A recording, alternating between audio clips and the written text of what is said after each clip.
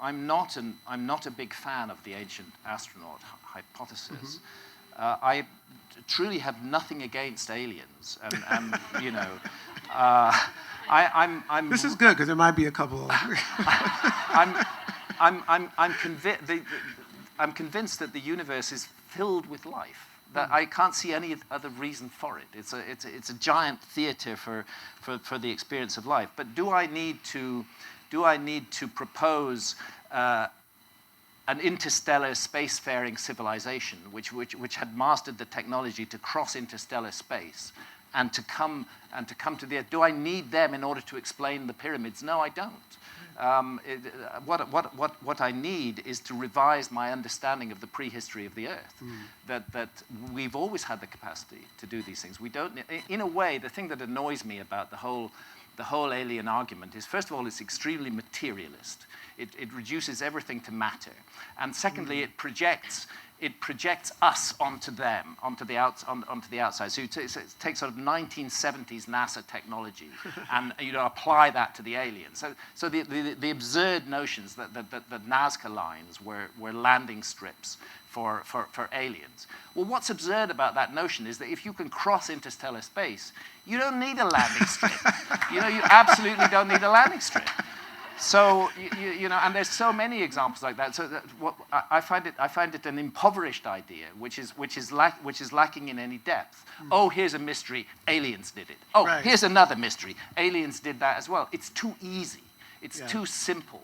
And then the final thing, which is in the deeply altered states of consciousness, for example, brought on by ayahuasca, or smoked DMT, or psilocybin.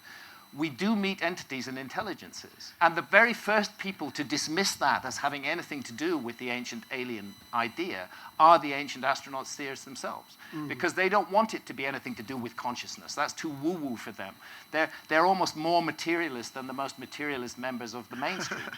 The idea that we may be encountering these entities through consciousness, and that they perhaps are entities of other dimensions rather than of this purely material it's a perfect segue. Dimension. So the actual subtitle for our evening was Truth, History, and Technologies of Transcendence. And the reason why I chose that was, and you segued beautifully, one of the things I noticed as I was looking at the full body of your work is that a lot of these ancient structures, temples, shrines, whatever you want to call them, in one way or another, their focus seemed to be on spirituality, or in some way understanding the cosmos or transcendence to a degree. Oh, very much so. I think that the ancient world was focused on the mysteries of consciousness in the way that we are not. So in our society today, there are a number of spiritual options that are kind of offered off the peg, like a suit that you'd buy in a department store. So it can be Christianity, Judaism, Islam, or indeed any of the other world religions, or it can be science. Science has become a kind of religion. Science, if you take a scientist like Richard Dawkins, the author of The Selfish Gene, he will tell you that it's a plain fact that there is no such thing as life after death, that there is no such thing as the spirit, no such thing as soul. But when we hear those words, we have to understand that we're hearing that individual expressing his religious belief. That is not a fact. It is not an established fact. There is no experiment that's ever been done and replicated and tested multiple times which proves that there's no such thing as the soul.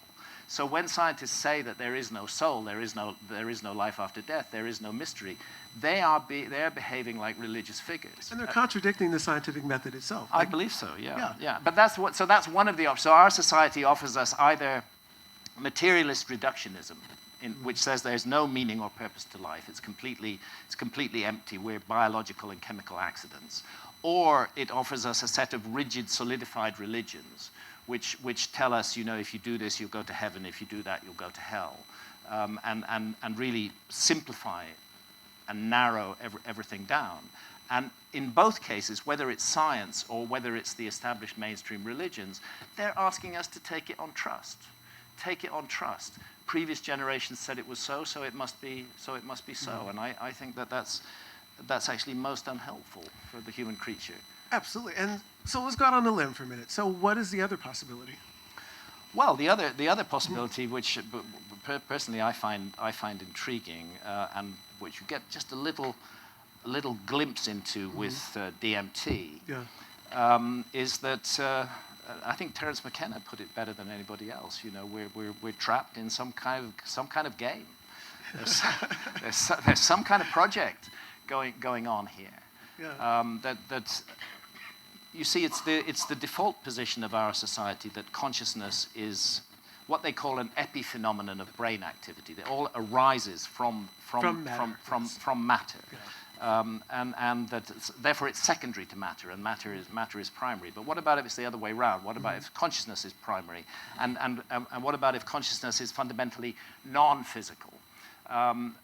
You could imagine a situation where non-physical intelligences, non-physical sentient entities might find it extremely useful to create a physical realm where there were immediate consequences for physical actions.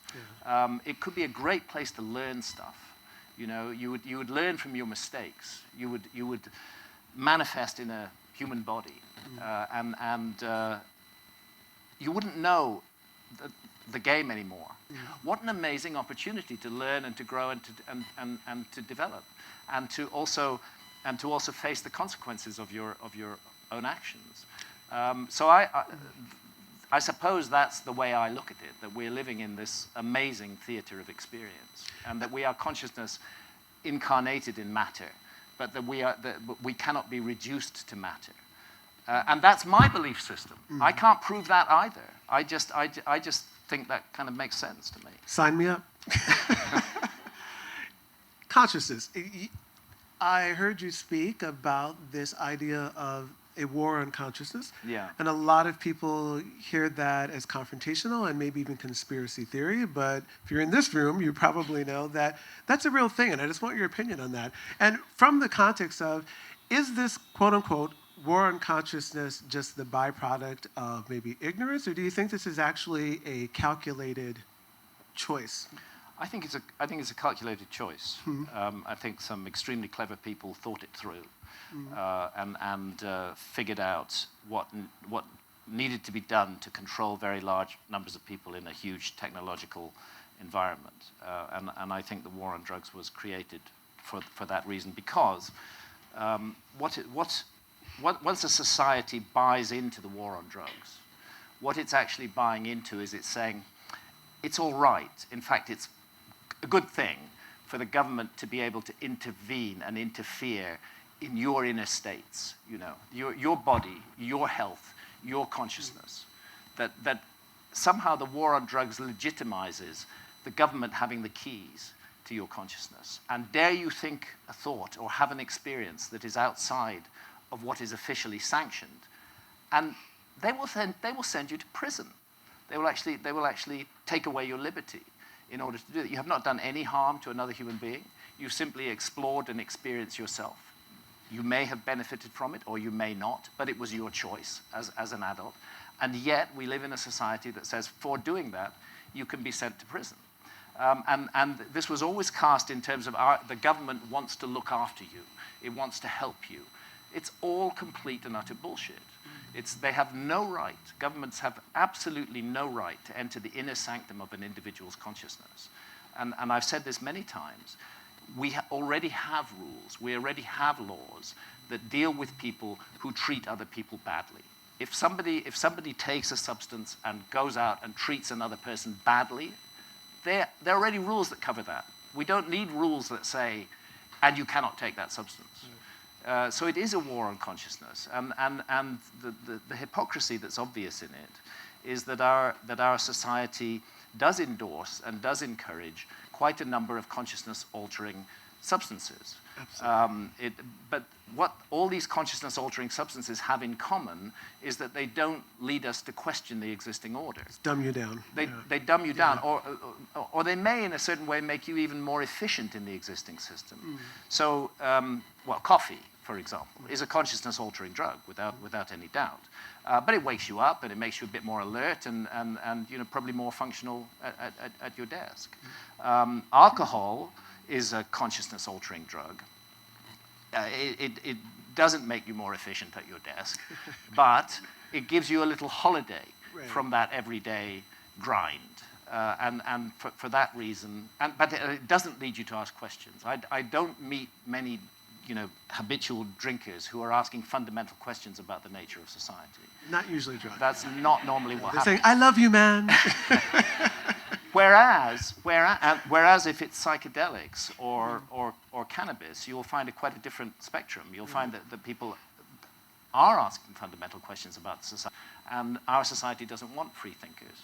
And it wants very cleverly to convince us that we must not think freely because it's wrong to do so. Yeah. And this is the precedent that it's set, and that was an awakening moment for me when I suddenly, because I've used cannabis for many years, I did have a break from cannabis, a three-year break from cannabis, but I'm back.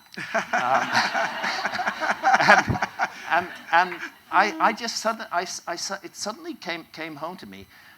So excuse the language, but who the fuck has the right to tell me what I'm doing with my own brain? Yeah. Who can tell me that? And this is what I hugely value about what is happening in America, state by state, is that the American people are taking their power back, and they're saying to central government, "Fuck off! You don't have any right to be here. We don't need you to patrol our minds and our thoughts. Go away." And America is probably the only country in the world where that can happen. In America, it can come from the periphery. People can make decisions at a local level, and they can actually change laws and increase human freedom. I mean, it is a nice thing to be in California. For that reason, because I can enjoy my cannabis, and I know that nobody's going to come and fuck up my life. Right. It's a really positive development, and it's a development that has been driven entirely by the American people. Absolutely. And, it's interesting because the war on consciousness / drugs, as you know, also ripped through the African-American communities at calculated and precision. Yeah. And now we're seeing whole generations of, particularly black men, and the rises with women too, being put behind bars. Totally. They're calling it the new Jim Crow. And it's just another manifestation of this insidious, war on consciousness, using, the drugs that I think, as we all know, they're actually supporting and endorsing for society, using those same drugs to basically incarcerate people. Yeah. Absolutely. It's a sort of chemical control of the mind. Yeah. Because look at the. I mentioned alcohol and coffee, but what about other consciousness-altering substances like the antidepressants, which are pumped out by big pharma in enormous quantities. Which can be extremely harmful, much more harmful than the psychedelics in every possible way. I think antidepressants are horribly dangerous drugs. It seems odd to me that we live in a society where these are completely legal, whereas if you take psilocybin and get caught doing so, you can end up in jail. It's really insane.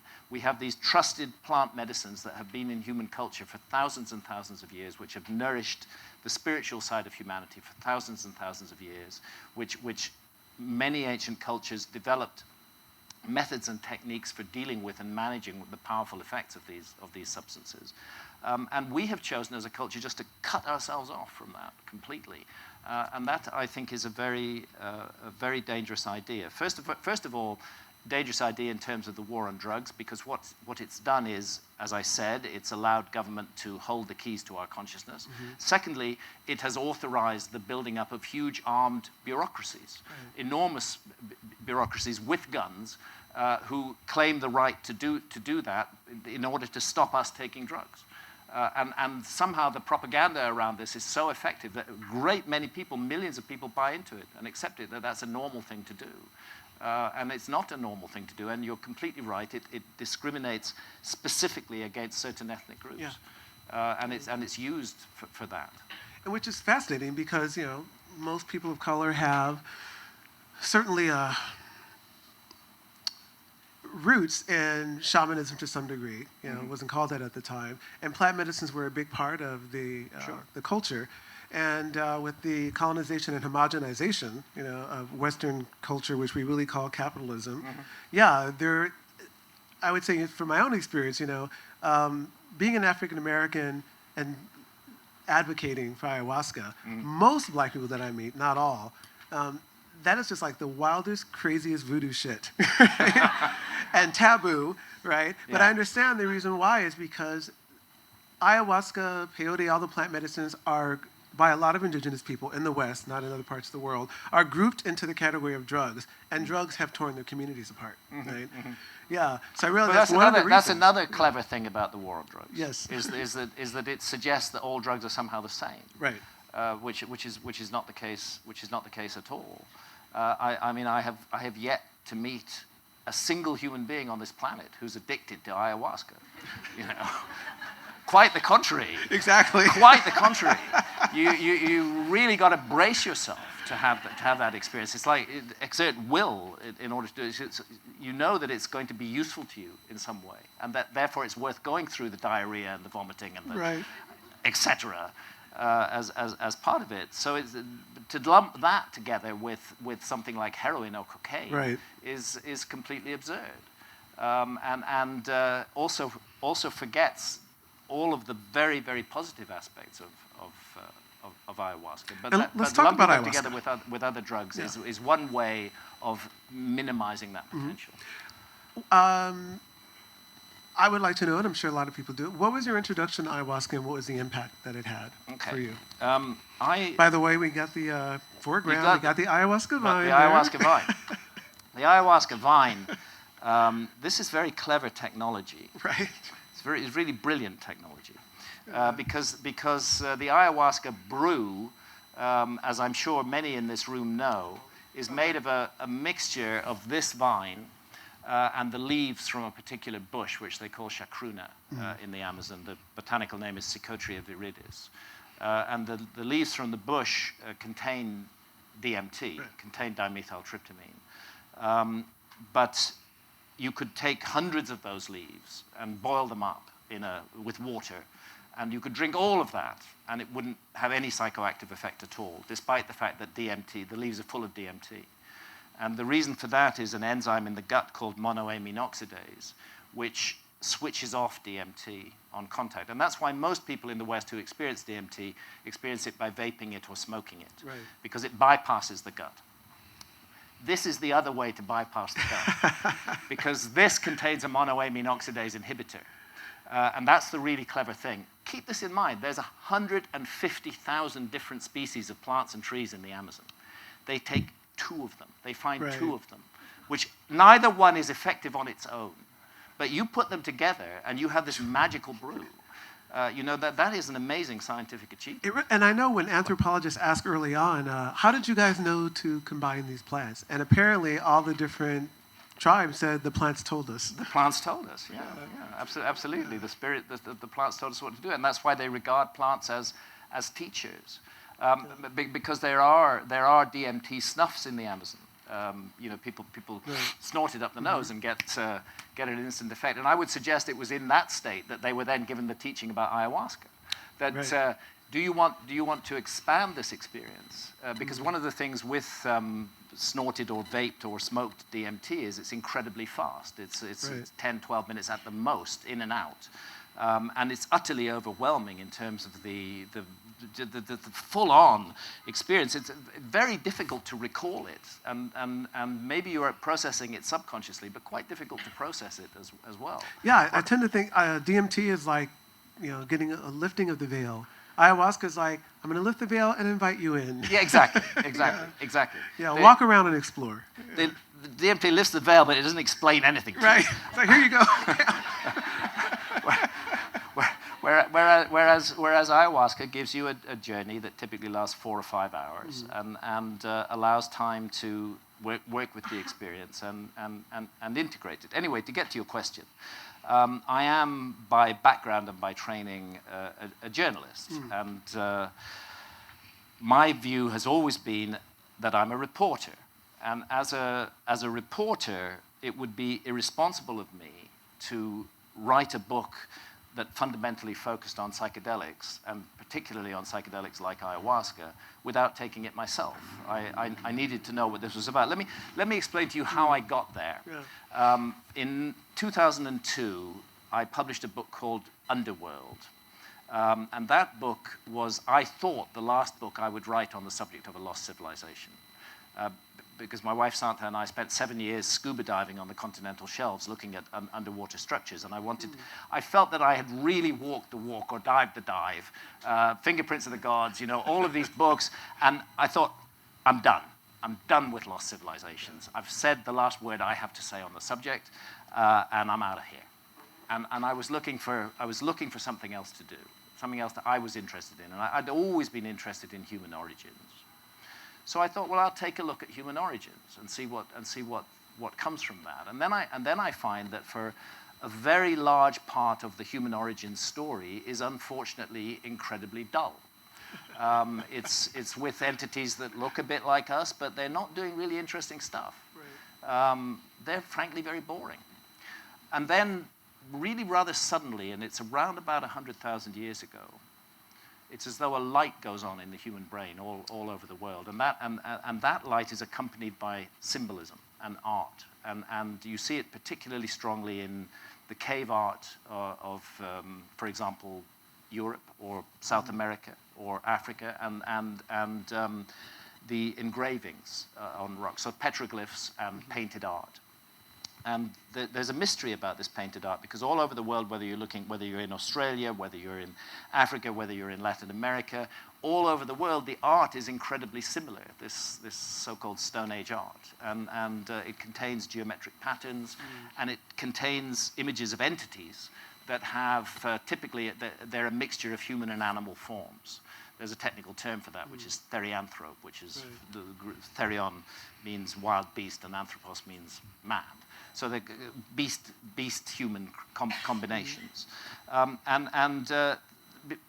It struck me that this is the really interesting moment. Why did our ancestors all over the world start painting the same kind of subject, and very rapidly? Yeah. Why did they start painting the same kind of subject matter? What was going on? And then I came across a theory. Terence McKenna was in many ways, the first to be there. Right. But the theory that actually led me into this was a professor of anthropology at the University of Witwatersrand in South Africa, called David Lewis Williams. And he advocates what he calls the neuropsychological theory of cave art. In other words, that what cave art is shamans, effectively, who've entered a deeply altered state of consciousness, who then return to the everyday state of consciousness, remember their visions, and paint their visions on the cave walls. And from David's point of view, that explained the similarity, because we all have the same neurology. Right. And I said to him, but have you actually taken any of these substances yourself? And he said, no. but I've looked at the research, and the research is compelling. And I agreed with him. I thought the research was compelling, but for me, that wasn't enough. I needed to go and have the experience, especially when I discovered that in the heart of the Amazon jungle, there are cultures who are A, using a powerful visionary substance, ayahuasca, and B, afterwards are painting their visions. Yeah. I came across the work of Pablo Amaringo, who's he's passed away now, but a very well-known Peruvian shaman. And I'm looking at this art, and I'm seeing astonishing similarities with Lascaux or Peshmerle, you know, the caves of France. And I'm trying to understand this. And then here's this explanation that what we're looking at is an art of visions. So then I look further, and I discover that such an art of visions exists in the Amazon. It's a no-brainer. I've got to go to the Amazon and drink ayahuasca. My wife Santa is just sitting over there. I dragged Santa off to the Amazon. And, you accompanied. And we had 11 sessions of ayahuasca. Some of them in the middle of the jungle, and it was formidable and amazing, and in theory enough for me to authentically write my book. However, I continued. I continued not because I love vomiting and diarrhea, but what are the benefits? Tell us. But because it taught me about stuff about myself I needed to fix. Great. Areas of my life where I was harmful to other people, or certainly not helpful. one of the reasons that people will cry often in an ayahuasca ceremony is that they're being shown the effects of their behavior on others. They've never got it before. But you said that cruel word to this or that person. You felt absolutely justified in doing so. What ayahuasca will do will put you in that person's space, and you will experience that from their point of view, and you suddenly realize, my God, that was wrong. And so it's a profound moral teacher. Like any school, sometimes some of us need more than one lesson in order to or to take good on. spankings. Because it's extremely difficult, and I can say this from my own personal experience. It's extremely difficult to change a lifetime of bad habits overnight. Yeah. You have to work on it. You have to really put yourself into it. So the reason I stopped cannabis for 3 years was because cannabis was affecting my behavior in a number of ways, and I don't blame cannabis for that. That was me. That was aspects of me that I was allowing to come forth. And I had a series of sessions of ayahuasca in Brazil where I was shown this, and the net result was that I came away absolutely certain that I had to stop smoking cannabis, and I did. I stopped for 3 years. I didn't have any. But after the 3 years, I started thinking it through. First of all, it became very clear to me, this is not the fault of cannabis. This is the fault of Hancock. Yes. I must take responsibility for my own behavior. I can't blame it on something else. Secondly, I kind of missed it. So so anyway, I'm thinking about this, and I'm on Joe Rogan's show. And Joe which you're on tomorrow, right? Which I'm back on tomorrow, yeah. Right. I'm back on the 22nd.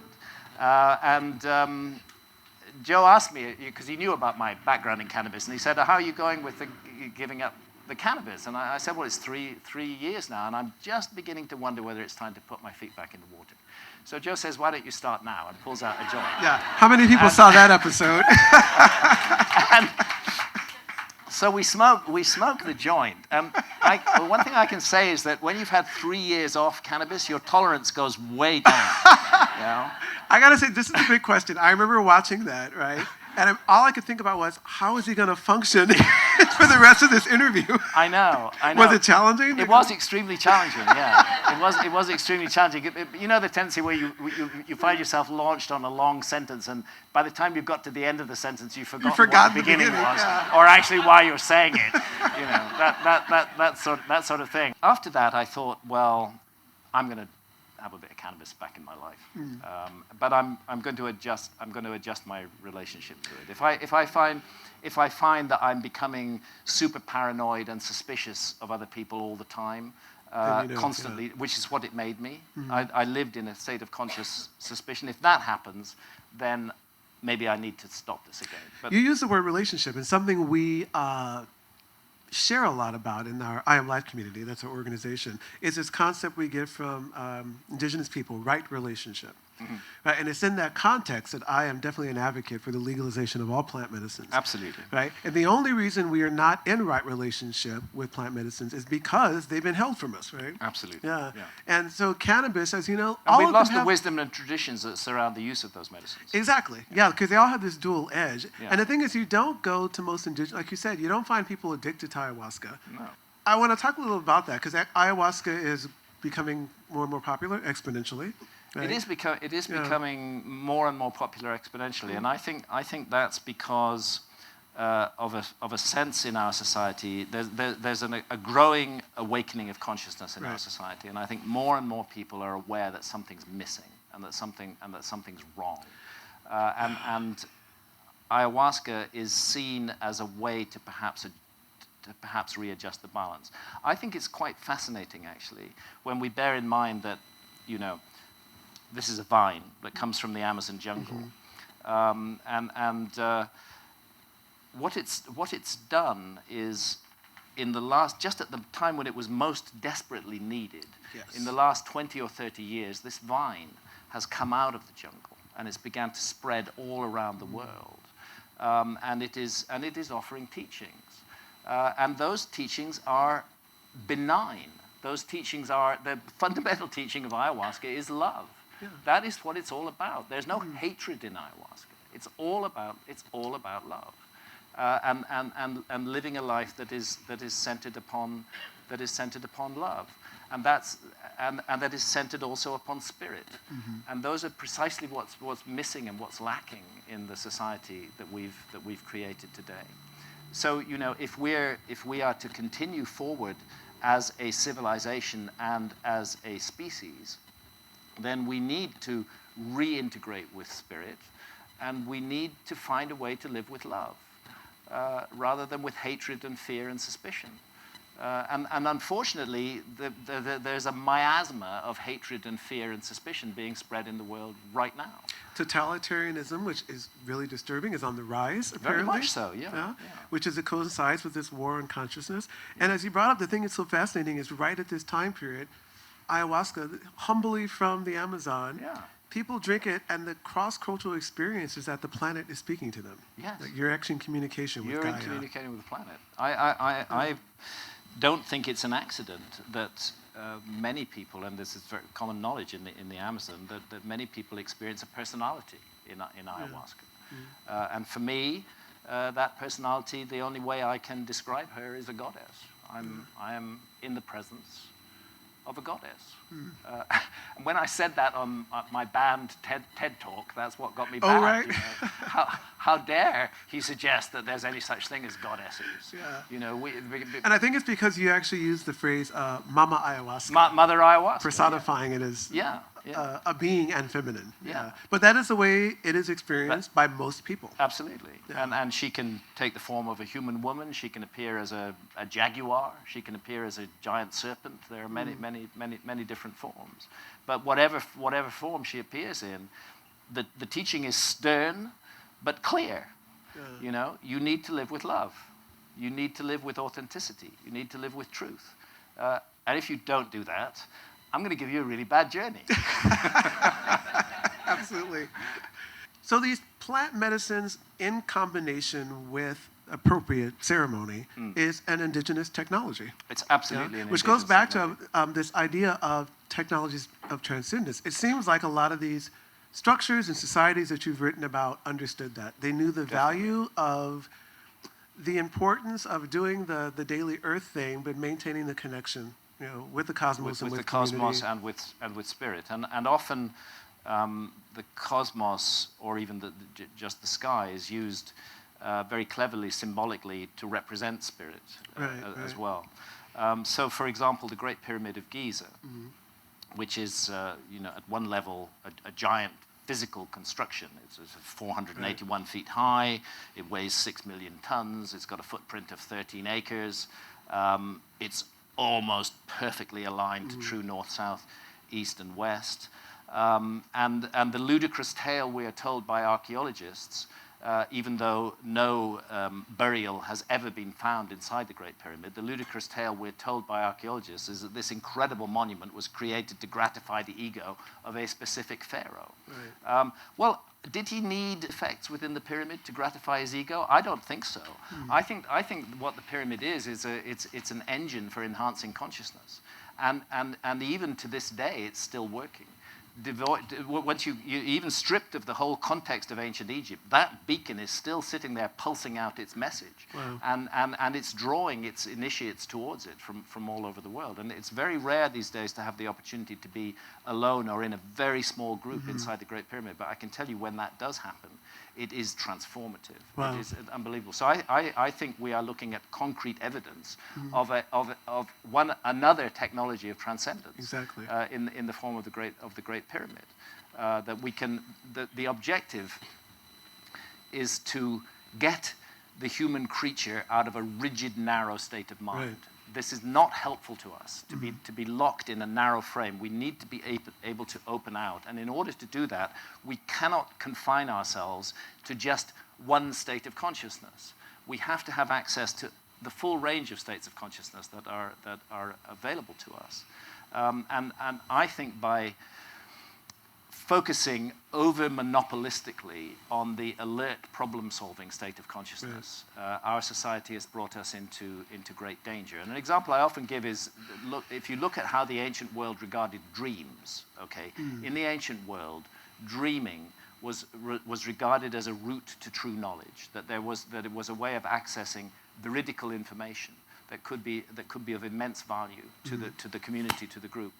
In our society, we use the word dreamer as an insult. Right. He's just a dreamer. Right. But that would have been praise in the ancient world. So what you're seeing there is an example that different states of consciousness were valued and welcomed, and then they figured out how to use those states of consciousness, how to best use them. And all of this we have cut ourselves off from. Back to ayahuasca for a second. You brought up that it seems to be cross-culturally that people have alien abduction type experiences while on ayahuasca. Oh yeah. Yeah, and you posited this idea that... I've had that myself. Yeah, and a lot, I did too, and I literally, and it followed, as you mentioned, just like the classic alien abduction tales. And you brought up this idea that maybe these abductions, as people have reported them, did happen, but not in the physical realm. Maybe you actually met entities in another dimension. Yes. So I think elaborate on that a bit. I think that's very much the case. In fact, mid-May, I'm going to be on stage with Rick Strassman. Rick Strassman's book is called DMT, The Spirit Molecule, and I highly recommend it. Classic. It's an incredibly important book. It's a world-changing book. And quite a number of his volunteers who were receiving DMT by intravenous infusion, quite a number of his volunteers came back and reported the same story. They said that they had met entities, and what the entities said to them was basically this: "We're so glad you've discovered this technology. Now we can communicate with you." You know? And that suddenly I thought, my God, that's what's going on here. The alien abduction experience is not an illusion. Something real is happening, but it's not happening at the physical level. It's happening at the level of consciousness. You used the term Winupai, and my assistant and I, David, traveled to Ecuador and sat with the tribe there, the Siakupai. And they refer to the Winupai as the celestial immortals that are benevolent beings, but they're very similar to these insectoid-type alien beings that are really just there to be of service. And they show up and kind of like operate on you and do things, right? Yeah, and it was very similar to the experience you shared. This is what I ended up in the book that I eventually wrote that I needed to go drink ayahuasca for, which is called Supernatural. It was published in 2005. I devoted a big chunk of that book to the astonishing similarities between encounters with spirits that are reported in shamanistic cultures, or encounters with fairies and elves that were reported in medieval Europe, and encounters with aliens that are reported today. And it's just obvious that every single one of these is the same phenomenon, viewed through different cultural spectacles. Right. That's what's going on. And so the phenomenon is fascinating and incredibly interesting. And that's another reason why I find the crude ancient astronaut model extremely annoying, because it's just reducing it to matter, reducing it to our kind of tech, and not considering the much broader possibilities. We may be in interaction with intelligent entities from other dimensions. I'm very open to that possibility. Yeah. And lo and behold, planted on our planet in enormous abundance is a substance that will allow us to have that communication, and that's called DMT. We have a question that we like to ask in our I.AM.LIFE community, and you can answer it however you want. What the hell is really going on? You know what? I think that's exactly what we're here to figure out, and it may take many lifetimes in order to figure it out. Just consider it. It is, if you just step back and think about it for a moment, it's an astonishing miracle to be alive at all, to be in a body, to have emotions, to have feelings, to be able to love, it's an incredible miracle. We take it all for granted, you know. But you have matter which is lacking in consciousness, and suddenly you have matter in which consciousness is embedded, and which is able to steer a course through life and make mistakes and learn from those mistakes. I think that's what we're here. We're here to figure out what the game is, and that it may not be possible to do so in one lifetime. It may take multiple lifetimes in order to figure out what's going on. But if I were asked to say what I think it is, I think it's about the evolution of consciousness. I think that's what it's about, and I think this physical realm, this level of vibration, has a role to play in that. That there are lessons we can get here that we're not going to get easily anywhere else in any other shape or form, and therefore it's useful to us. And those lessons very much include the lessons that we learn from making terrible mistakes. When we make mistakes, we learn lessons. That's another thing that this level of vibration offers us. So, you know, I think it's an amazing teaching tool. Whether it's deliberately designed as such, or whether it's just somehow that way, I don't know. But what I do know is that this is a level of vibration on which it's possible to learn and to grow and to develop, should we choose to do so. We can also not learn, we can also not grow, we can also not develop. That's our choice also. But the choice is there to take advantage of the incredible opportunities offered by embodiment in a human form, and to emerge from this life somewhat more grown than we were when we entered it. And an example I often give is the ancient Egyptian idea of life and death and what's involved. The ancient Egyptians were, in many ways, a generous culture. They understood that the human creature is frail, that we make mistakes, that we are filled with error. But the way they regarded a human life as a long-term project, a bit like a work of art, you know, that you're working on, that your life is your work of art, and you have whatever the universe gives you. Let's say, well, I'm 69 next birthday, so I don't want to say 70 years. You know, it used to be 70 years and 10. Whatever the universe gives you, which can be very random. The universe is very random in that way. It can take it away, or it can give you a very long life. Whatever the universe gives you, this is your opportunity to learn and to grow. And it's an opportunity that better be used well, so that at the end of your life, rather like a sculptor who has been working on a piece of sculpture for decades, and every now and then he or she makes a mistake, and there's a little crack or a dent in the side of the sculpture, but they work around that and incorporate it into the overall design and make it good, so that at the end, the objective should be, however long or short your life is, you should be able to look back on it and say, yes, I made mistakes, but by and large, I did good. If you can come out of life thinking that I'm not perfect, but I did some good, then that has got to be better than almost anything else.